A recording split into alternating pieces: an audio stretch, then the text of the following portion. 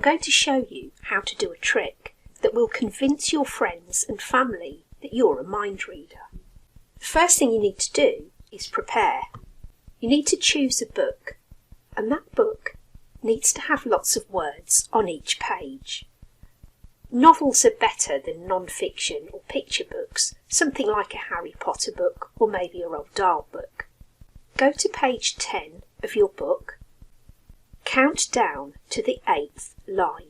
So starting with line 1 at the top of page 10, 2, 3, 4, 5, 6, 7, 8. On that 8th line, you need to count across to the 9th word. 1, 2, 3, 4, 5, 6, 7, 8, 9. In this example, we've got to the word to. You write that word on a piece of paper and then you fold it up and you keep it aside for the end of the trick. Now to do the trick, you need to find a volunteer, and your volunteer might want to use a calculator. That's absolutely fine. First thing you need to do is get your volunteer to think of a 3-digit number. No 2 digits can be the same. And tell them to write that number down, but not to let you see it. So my volunteer has written down the number 835. Now I'm going to ask my volunteer to write that number in reverse. Put the digits in the opposite order. So 835, reverse the digits, that's 538. Now I'm going to ask my volunteer to subtract the smallest number from the largest number. The biggest one here is 835. Take away the smaller one, which is 538. 835, take away 538. My volunteer wants to use the calculator for this one, that's fine. 835, take away 538. And the answer is 297. So my volunteer will write that number 297. The next question I'm going to ask before we carry on, without getting my volunteer to tell me what number they have, I need to make sure they do have a 3-digit number. So I'm going to tell my volunteer that if they don't have a 3-digit number, if they have a 2-digit number, they need to add a 0 on the end. I'm going to show you a little bit later an example where that happens, so you can see why this instruction is important. Now that I've established that my volunteer has a 3-digit number, I'm going to ask them to reverse the digits. 297, that's 792. And now I'm going to ask my volunteer to add those two numbers together.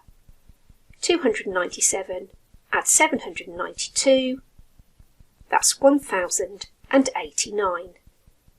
This number, 1089, if you notice something familiar about this number, there's a good reason. When you were preparing, you had to go to page 10 of your book, and if you look at the first 2 digits of your number, that's 10. Your next instruction when you were preparing was to count down to the 8th line, and the next digit in your number is 8. The next instruction when you were preparing was to count across the 8th line to the 9th word, and the last digit in that number is 9. What you need to know here is that whichever number your volunteer starts with, they're always going to end up with the number 1089, as long as they follow the instructions correctly. So this is where the trick is impressive. Remember that although you know your volunteer has the number 1089, you mustn't let them know that you know that. You have to pretend you have no idea what number they have. You're going to tell your volunteer that in their number, the first 2 digits is telling them which page they have to go to in the book.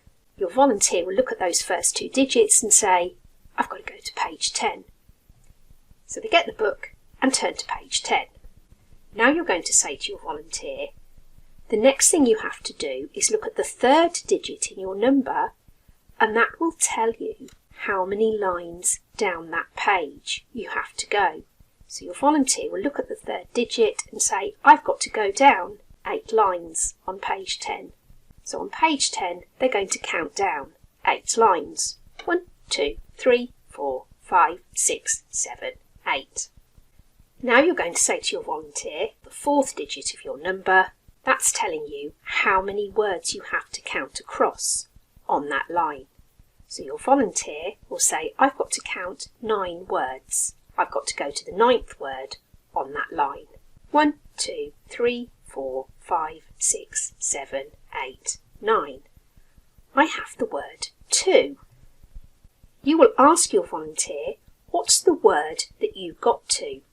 And then, when they tell you, you will give them the piece of paper that you wrote on earlier. They'll unfold it and see that you have written down the word that they have found and be suitably impressed. Remember I said that you have to check your volunteer does have a 3-digit number after one of those steps. After step 1, when you've got your volunteer to think of a 3-digit number, there are some combinations of digits where you don't get a 3-digit number when you do your subtraction. So I'm going to show you one here.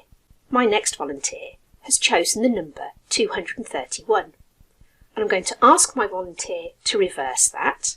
So that's 132. Then I'm going to ask my volunteer to subtract the smaller number from the larger number. So that's 231, take away 132. And the answer to that is 99. The only 2-digit number you can get, as long as you're following the instructions correctly, is 99. You're not going to let your volunteer know that you know their 2-digit number is 99. You're just going to tell them, if you have a 2-digit number, you need to add a 0 on the end of it to make it 3 digits. So that 99 will become 990, and then the reverse will be 099. And when they add those together, guess what? They get 1089. So they've got the correct number for the trick to work. If you want to try this out, but don't want to watch through the video again, there's a transcript here. If you want to pause the video, you can read the instructions from here.